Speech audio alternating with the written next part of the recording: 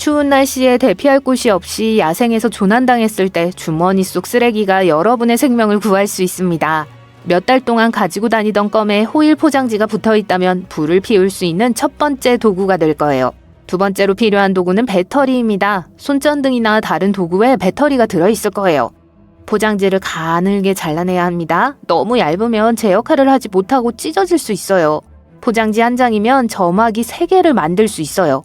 장갑을 끼세요. 이 기구는 곧 매우 뜨거워질 거예요. 떨어뜨리면 유일한 불씨를 잃게 되는 거예요. 껌 포장지를 배터리 안쪽 끝에 부착해요. 인화성이 좋은 불쏘시개 옆에 올려놓으세요. 주머니에 챕스틱이 있다면 조금 더해서 불을 더 오래 타오르게 할 수 있습니다. 차량이 눈에 갇혔을 때 고양이 모래가 구세주가 될 수 있습니다.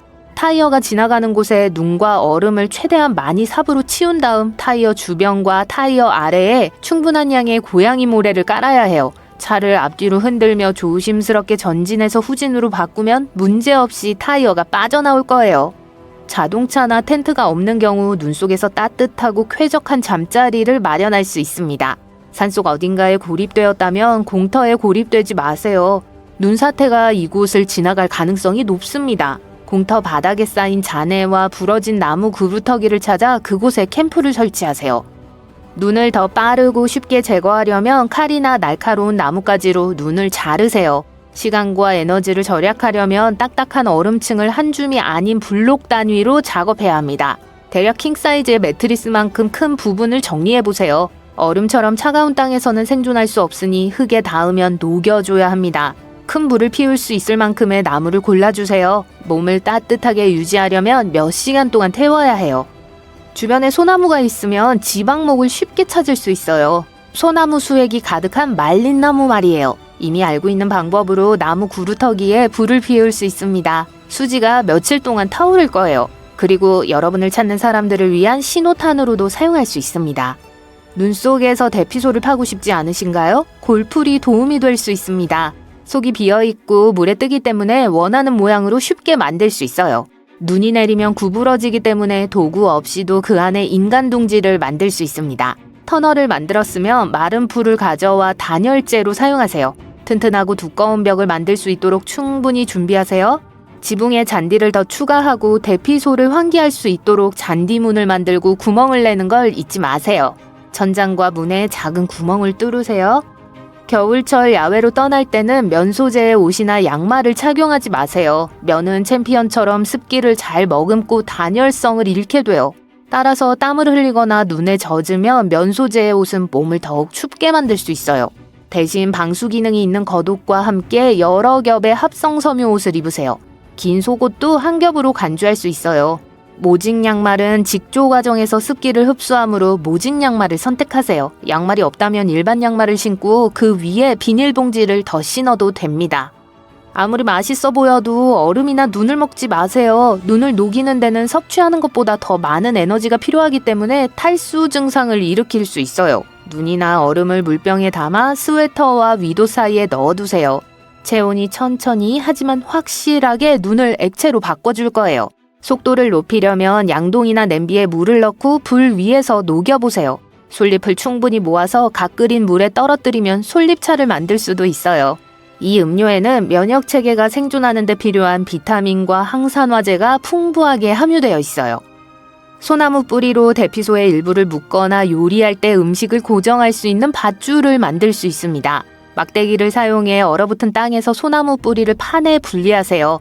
뿌리를 둘로 나누고 양쪽 끝을 서로 잡아당겨주세요. 이 로프는 합성 로프와 달리 뜨거운 불에 타지 않습니다. 집에서 추운 겨울 침대를 따뜻하게 하려면 병에 뜨거운 물을 채우고 이불 아래 핵심 부위에 놓아두세요. 발가락 부위가 아닌 코어 부위예요. 물이 우리 몸을 흐르는 체액을 데워 사지 끝까지 도달해서 순식간에 몸을 따뜻하게 해줄 거예요. 화상을 입지 않도록 금속 물병은 피하고 젖은 상태에서 깨어나지 않도록 뚜껑을 닫는 것도 잊지 마세요. 잠옷을 입기 전에 보온병에 잠옷을 감싸면 더욱 효과적일 수 있습니다. 스트레스 해소용으로 몇 달 동안 집에 보관하고 있던 뽁뽁이를 단열재로 활용할 수 있습니다. 창문에 물을 살짝 뿌리고 랩의 평평한 면을 창문에 대고 눌러주세요. 이제 열이 방 밖으로 빠져나가는 것을 막고 전기요금이 과도하게 올라가는 것을 방지할 수 있습니다. 집에 뽁뽁이가 없다면 가구점에서 무료로 받을 수 있는지 물어보세요.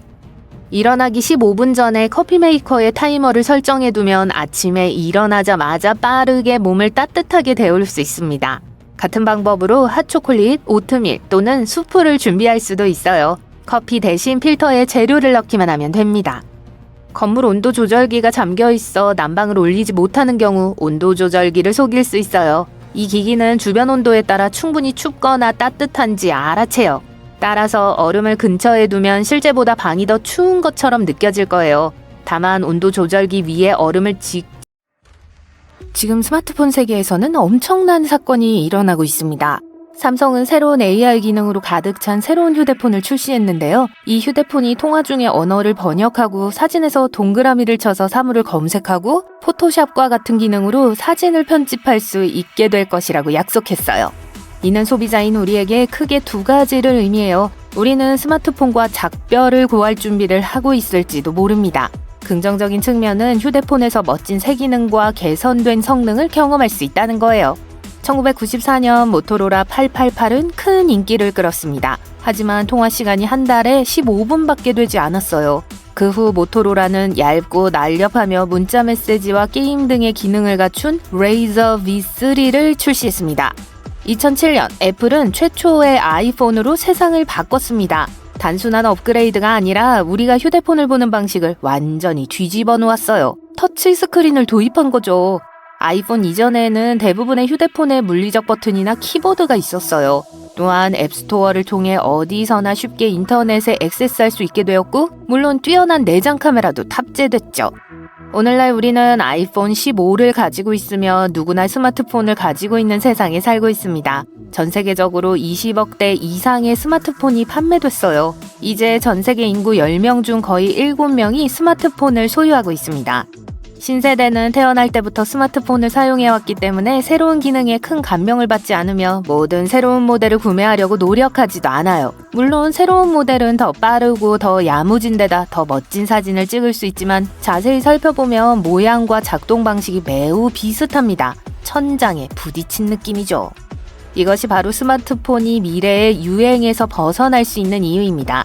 기업이 성공적인 매출을 올리려면 획기적인 무언가가 필요해요. 이제 우리는 단순히 화면을 더 선명하게 하거나 연결을 더 빠르게 하는 방법을 찾는 게 아닙니다. 우리는 매일 기술을 사용하는 방식에서 크고 근본적인 변화를 모색하고 있어요. 현재는 휴대폰을 계속 개선하거나 완전히 새로운 휴대폰을 시장에 출시하는 두 가지 옵션이 있습니다. 몇 가지 기발한 아이디어가 있어요. 일부 TV 프로그램에서는 홀로그램 디스플레이가 있는 미래형 투명 휴대폰을 선보이기도 했어요. 하지만 이는 실제 트렌드라기보다는 공상과학 아이디어에 가까워요. 가장 우선순위는 배터리 수명을 개선하는 겁니다. 여기서 그래핀 배터리는 많은 가능성을 보여줘요. 단 한 번의 충전으로 일주일 내내 휴대전화를 사용할 수 있습니다. 그래핀은 벌집처럼 독특한 패턴으로 배열된 매우 얇은 탄소 원자층으로 구성되어 있습니다. 이 구조 덕분에 전기와 열을 매우 잘 전도하고 아주 유연하고 강하며 놀라울 정도로 가볍다는 특성을 가지고 있어요. 그래핀은 슈퍼차저 배터리를 만드는 데 사용할 수 있어요. 에너지를 매우 빠르게 저장하고 방출할 수 있기 때문에 기기를 순식간에 충전할 수 있죠. 기업들은 이미 배터리를 연구하고 있지만 가장 큰 문제는 생산에 너무 많은 비용을 들이지 않고도 배터리를 대량으로 만드는 방법을 알아내는 겁니다. 휴대폰 카메라가 크게 업그레이드되어 이제 100K 줌으로 망원경에 가까운 화질로 달 사진을 찍을 수 있게 됐어요. 하지만 전면 카메라와 AI를 이용한 이미지 처리에는 아직 해야 할 일이 많이 남아 있습니다. 2010년대는 셀카의 시대였어요. 전면 카메라가 시장에 도입되면서 스마트폰은 주변 세상을 찍는 용도가 아니라 순간의 나를 찍는 용도로도 사용되기 시작했어요. 2020년대는 AI 이미지 시대가 될지도 모릅니다. 몇 년 전 AI와 머신러닝이 스마트폰에 도입됐어요. 스마트폰은 사진 처리를 향상시키기 위해 AI를 사용하기 시작했고 인물 모드와 향상된 HDR 처리와 같은 기능을 도입했습니다. 그리고 기업들은 여기서 멈추지 않을 계획이에요. 이제 스마트폰은 AI를 통해 이미지 품질을 향상시키고 장면과 사물을 인식하며 흔들리는 동영상을 실시간으로 안정화할 수 있습니다. 이와 함께 VR 및 3D 캡처의 부상으로 스마트폰 사진의 미래가 매우 흥미로워 보여요. 일반적으로 증강현실, AR과 인공지능이 미래의 주인공이 될 거예요. 기술은 점점 더 몰입감 있게 발전하고 있어요. 기술 기업들은 디지털 콘텐츠를 현실 세계와 매끄럽게 혼합하고자 합니다. 이를 위해 예를 들어 휴대폰 화면을 더 멋지고 인터랙티브한 것으로 대체할 수도 있어요. 일부는 애플 비전 프로와 같이 기술을 주변 환경에 통합해서 보이지 않게 만드는 스마트 환경이나 헤드셋을 구상하고 있습니다. 인공지능은 많은 가능성을 보여주며 계속 발전할 거예요. 즉, 스마트폰은 결국 디지털 비서로 진화해서 음식 주문이나 항공권 예약과 같은 작업을 원활하게 도와줄 수 있을 거예요. 일반 휴대폰은 전화와 문자와 같은 기본적인 기능만 수행해요. 하지만 AI 기반 기기는 훨씬 더 많은 일을 할 수 있어요. 메시지, 음성 명령을 처리하고 심지어 음식의 칼로리까지 알려줄 수 있습니다. 오픈 AI의 챗 GPT와 같은 멋진 도구 덕분에 AI는 이미 수많은 텍스트를 순식간에 처리할 수 있어요. 그리고 새로운 GPT 모델은 점점 더 똑똑해지고 있습니다. 서면뿐만 아니라 실제 업무에서도 마찬가지예요. 앞으로는 웹캠으로 요가 자세를 교정하는 것부터 변호사가 계약서를 더 빨리 검토할 수 있도록 돕는 것까지 모든 일을 할 수 있을 정도로 AI는 발전하고 있습니다. 무섭게 들릴지 모르지만 AI 전문가들은 AI에 대한 건전한 우려가 있긴 해도 너무 겁먹을 필요는 없다고 말합니다. 연구원들은 신중하게 접근하고 있고 현실적으로 AI가 실제로 의식을 갖게 되거나 그와 비슷한 것이 되기까지는 아직 멀었습니다. 대신 우리는 AI의 잠재력을 받아들이고 두려움에 사로잡히지 말아야 해요. 큰 변화가 예상되는 건 휴대폰뿐만이 아닙니다. 휴메이는 AI 핀과 같은 가젯을 개발하고 있어요. 핀처럼 작용하는 작은 장치로 음성과 손의 움직임으로 제어할 수 있습니다. 레이저를 사용해서 손에 정보를 투사하여 화면을 대체하죠. 마치 미묘한 개인 비서가 항상 곁에 있는 것과 같아요. 물론 모든 사람이 이 아이디어에 동의하는 건 아니에요. 기기가 항상 사용자를 추적한다는 걸 의미하니까 많은 개인정보 보호 문제가 제기될 수 있죠. 개발자들은 사용을 원할 때만 기기가 수신하도록 하고 특수 센서를 통해 사용자의 정보를 안전하게 보호하는 방식으로 이 문제를 해결하려고 합니다. 하지만 여전히 많은 작업이 필요해요. 또 다른 유망한 분야는 뇌 컴퓨터 인터페이스, 즉 BCI입니다. BCI는 우리의 뇌와 외부 세계를 연결하는 다리와 같은 역할을 해요. 작은 센서인 전극을 사용해서 뇌에서 신호를 포착하고 그 신호를 컴퓨터로 보내요. 그러면 컴퓨터는 그 신호를 동작으로 전환해요. 이를 통해 의수를 움직이거나 스마트폰을 제어할 수 있어요. BCI는 크게 두 가지 용도로 사용되어 의료적 도움이 필요한 사람들을 돕고 일상생활을 더 편리하게 만드는 것입니다. 의료 환경에서는 루게릭병 환자와 같이 의사소통이나 거동이 불편한 사람들을 도울 수 있어요. 일상생활에서 BCI는 운전 중 집중력을 높이고 학습 능력을 향상시키거나 손 대신 생각으로 기기를 제어하는 데 도움이 될 수 있어요. 하지만 BCI를 완벽하게 작동시키는 건 쉽지 않아요. 한 가지 큰 과제는 뇌 신호를 포착하는 전극이 안전하고 오래 지속되도록 하는 거예요. 어떤 전극은 수년 동안 지속되지만 어떤 전극은 금방 고장나요. 또 다른 과제는 BCI를 무선으로 만드는 겁니다. 현재로서는 컴퓨터에 연결하기 위해 케이블이 필요한데 이는 부피가 크고 감염의 위험이 있어요. 연구원들은 이 모든 문제를 해결하기 위해 더 나은 소재를 연구하고 있습니다. 물론 디자인 문제도 있어요. 공공장소에서 케이블이 튀어나온 모자를 쓰는 건 우스꽝스러울 수 있습니다. 따라서 BCI를 더 눈에 띄지 않게 만드는 방법도 찾아야 해요. 안경이나 이어폰으로 만들 수도 있겠죠. 또한 BCI와 사용자 모두 서로에게서 배워야 합니다. BCI는 뇌의 신호를 이해하는 방법을 배우고 사용자는 BCI를 제어하는 방법을 배워야 하죠. 지속적인 학습 과정이라 많은 미세 조정이 필요해요. 기술의 발전에도 불구하고 우리가 주의 산만함의 정점에 도달했는지에 대한 논쟁이 있습니다. 많은 젊은이들이 현대기술의 발달로 인해 점점 더 집중력이 떨어지고 있는데요. 어떤 사람들은 스크린 사용 시간을 줄이고 인간관계에 더 집중해야 한다고 주장해요. 스마트 고글이나 안경이 중간 지점을 제공할 수 있어요. 일상생활에 기술을 통합하면서 주의를 분산시킬 수 있습니다. 인간적 연결과 기술적 편리함 중 어느 쪽을 우선시할지는 시간이 지나면 밝혀질 거예요. 아마 최근에 길을 걷다가 배달 로봇 때문에 길을 비켜줘야 했던 적이 있으실 거예요. 어쩌면 그 로봇은 여러분에게 방해가 된 것에 미안해하면서 남은 하루를 잘 보내길 바랬을지도 모르죠. 또는 온라인으로 소포를 주문했는데 드론으로 배달받았을 수도 있어요. 10년 전만 해도 이런 일들은 상상할 수도 없었죠. 하지만 우리 중 일부는 이미 이런 현실에 살고 있고 시간이 지나면서 이런 것들이 더 자연스러워지고 있어요. 자, 여기 획기적인 기술의 몇 가지 예에 대한 목록이 있습니다. 분명 진짜인지 아닌지 확인하려고 눈을 2번은 깜빡거려야 할 거예요. 로봇. 자, 우리가 옛날에 상상했던 로봇들은 스타워즈의 R2D2처럼 생겼었죠? 하지만 오늘날 우리는 일상의 진정한 로봇화를 경험하고 있어요. 돈만 있다면 여러분을 위해 식료품 목록을 만들고 심지어 집에서 만들 저녁 식사를 위한 요리법을 찾아볼 수 있는 냉장고를 살 수 있어요. 러닝머신에 쓸 가상현실 고글을 사서 편안한 집을 떠나지 않고 그리스의 아름다운 절벽을 따라 달리면서 하루 중 1시간을 보낼 수도 있고요. 뭐 이런 예들이 좀 극단적이지만 그렇게까지 멀리 갈 필요 없어요. 심지어 우리 휴대폰들도 자기들만의 지능을 갖고 있잖아요. 날씨에 대한 질문에 대답하거나 여러분이 전화를 걸 필요가 없도록 여러분을 대신해 전화도 걸 수 있죠.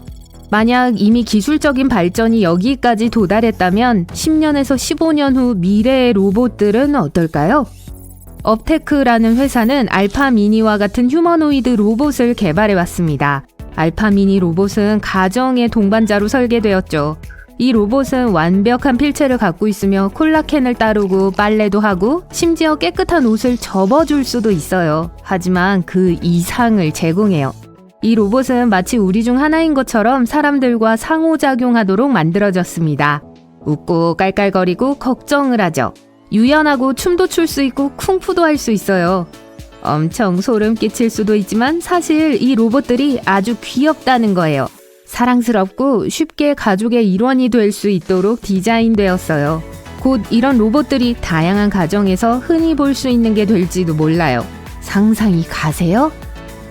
테슬라가 자동 조종 모드를 갖춘 모델 S 자동차를 출시했을 때 마침내 미래가 도래한 것 같았어요. 그 많은 세월 동안 자동차가 우리 대신 운전하는 날들을 꿈꾸며 보냈잖아요. 그리고 마침내 이루어졌어요. 하지만 그렇진 않아요. 자율주행차가 인상적이긴 하지만 아직 갈 길이 멀거든요. 지능형 자동차는 방향 전환, 빨간불, 다른 차량과의 근접성 등을 인식하고 대응할 수 있지만 아직도 사각지대가 많아요. 실제 상황에서는 몇몇 결정들은 빠르고 본능적으로 내려야 하는데 이 부분은 아직 기계에 가르치지 못했어요. 좋아요. 그럼 자율주행차는 우리가 생각했던 것만큼 놀랍진 않아요. 하지만 자동차가 대기권을 날아다니는 건 얼마나 남았어요?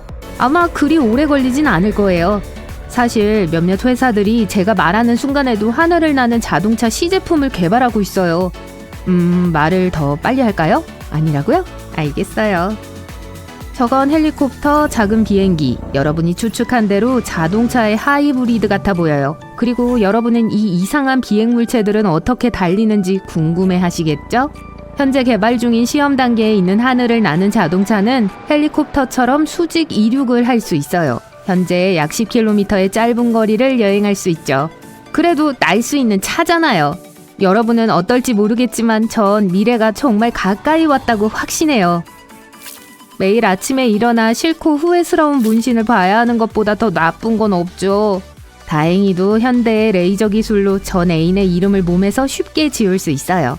아주 상투적으로 들릴 수 있지만 문신 제거에 초점을 맞춘 최고 수준의 충격파 기술을 개발하는데 만 41억 원 이상을 투자한 파리의 한 스타트업에 따르면 이것은 진짜로 사실이에요. 이 스타트업은 최근까지 문신을 완전히 제거하는데 최대 2년이 걸릴 수 있기 때문에 이 기술에 업그레이드가 필요하다는 걸 깨달았어요. 그래서 대부분의 사람들이 중도에 포기를 해요. 이제 2회로 문신을 영원히 지울 수 있어요.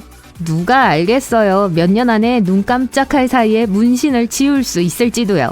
하지만 이 문신 상황을 해결하기 위해서는 우선 문신을 하기로 결심하는 것부터 시작해야 해요.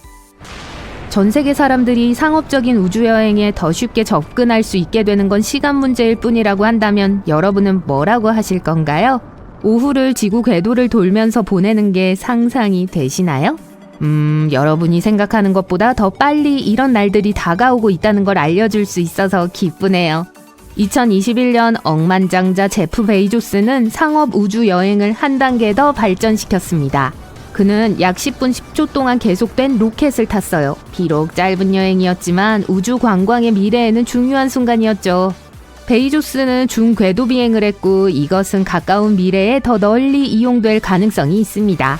이 로켓들은 지구 위 약 100km의 상공으로 돌진했는데 탑승한 사람들은 그곳에서 무중력 상태를 경험하고 우리 지구의 특별한 광경을 목격할 수 있었어요. 하지만 로켓은 그것보다 더 높이 올라가진 않을 거예요. 당분간 국제우주정거장에 도달할 수 있는 궤도 비행은 터무니없이 비쌀 거예요. 약 705억 원 정도거든요. 하지만 단계적인 과정이잖아요. 그쵸? 전 지구 대기를 떠나는 것 자체가 벌써 멋진 것 같아요. 이 소식은 아마 처음 들으실 거예요. 스마트 화장실들이 시시각각으로 점점 더 똑똑해지고 있어요. 완전한 전자식 화장실은 일본에서 시작된 광고였습니다. 하지만 점차 세계의 나머지 지역들을 점령하고 있어요. 이 화장실을 시도해본 서양인들은 이게 없는 사람들은 욕실 경험에 혁명을 일으킬 기회를 완전 박탈당하고 있다고 말했어요. 오늘날 우리 기술 발전으로 우리는 음악을 재생하고 박테리아를 제거하는 자외선을 쏘는 화장실을 만들었죠. 그중 일부는 변기의 기능을 제어할 수 있는 터치 스크린 패널도 갖추고 있어요. 물론 이런 화장실은 가까이 가면 뚜껑이 올라가고 여러분이 나간 뒤에 스스로 뚜껑을 닫아요. 자동으로 물을 내리고 여러분이 따뜻한 쿠션 위에 앉을 수 있게 변기 시트도 데우죠. 다음엔 뭐가 있을까요? 이 우주를 계속 보세요. 만약 채소가 프린터에서 나왔다는 걸 안다면 드실 건가요? 제 말은 말 그대로요. 오늘날 3D 기술 덕분에 어떤 사람들은 음식을 인쇄하는 실험을 해왔어요. 그런 프린터를 사용해 뭐든 만들려면 기계의 노즐에서 짜낼 수 있는 부드러운 페이스트여야 해요. 음식을 인쇄하는 목적은 주로 보여주기식이에요. 인쇄된 쿠키 위에 복잡하고 기하학적인 모양을 그리고 기본적으로 음식을 현대 예술 작품으로 바꾸는 것과 같죠. 프린터는 사람의 손보다 이런 종류의 작업에서 더 정밀하게 움직일 수 있어요. 전에 태양 전지판을 본 적이 있으시겠지만 아마 이런 건 아니었을 거예요. 기술이 발전해 태양 전지판을 작은 태양 필름 전지로 바꾸었다고 합시다. 이 태양 전지판들은 옛날 카메라 필름과 비슷한 것 같아요. 차이점은 이게 아주 효율적인 발전기라는 거죠. 이런 태양광 필름 전지는 태양광 발전이 가능하며 현재 우리가 사용하는 패널보다 훨씬 저렴한 비용과 높은 효율로 태양열 발전을 할 수 있어요. 어떤 사람들은 이게 태양 에너지 3.0이라고 해요. 조만간 이 필름 전지들은 핸드폰을 충전하는 데뿐만 아니라 건물 전체와 심지어 도시 전체에 전력을 공급하는 데도 쓰일 거예요. 적은 공간을 차지하면서 햇빛을 아주 효과적으로 흡수해요.